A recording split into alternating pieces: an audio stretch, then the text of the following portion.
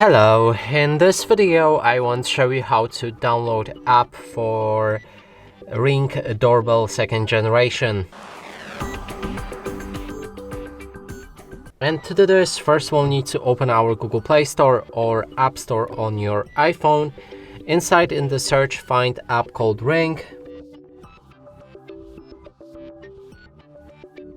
Ring Always Home, install that app.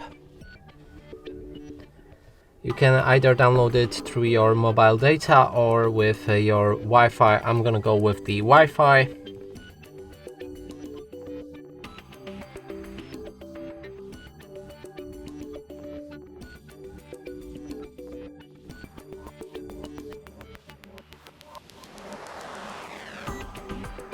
Now when the app is installed, we'll be able to open it and here sign in or create your account to be able to set up your door ring bell.